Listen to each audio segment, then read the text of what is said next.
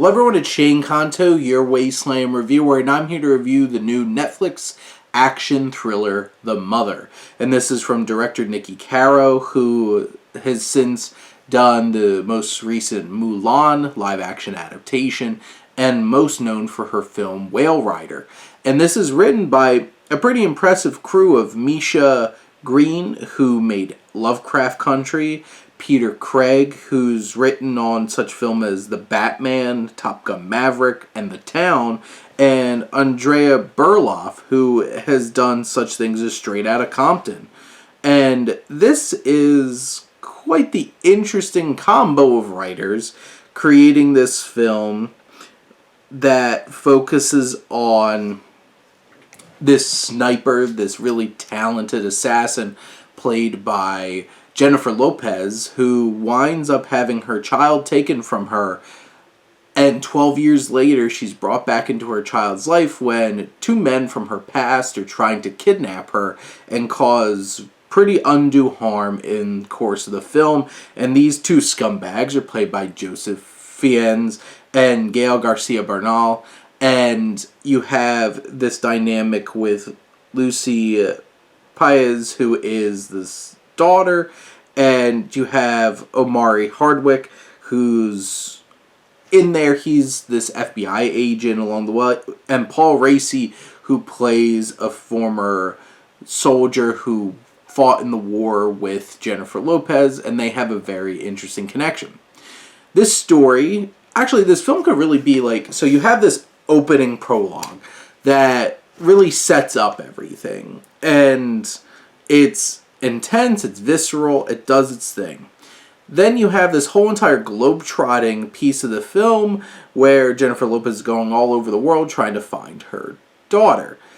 And then the last half of the film is really just stuck there, her trying to teach her daughter how to survive in like Alaska and all those kinds of things. And each of these pieces don't always feel like they fit perfectly well with each other. And the film, I think, struggles in terms of pacing. This is a near 2-hour film that does feel like it has the drag. And it doesn't feel like it's balancing its tones very well in terms of shifting gears between these different sections of the film.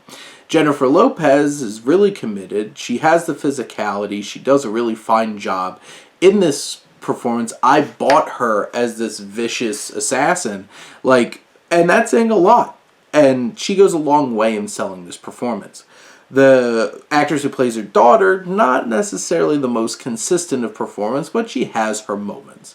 Gael Garcia Bernal is in it a lot less than you probably would like, and he is pretty weird when he is in it, but he leaves an impression. I am disappointed with Fiennes in this film because he's generally this big antagonist, and he's kind of bland, and he's doing a weird voice, and you can't exactly hear everything he's saying. And unfortunately, Hardwick is in this film and I feel doesn't really add much and doesn't get given a whole lot to do.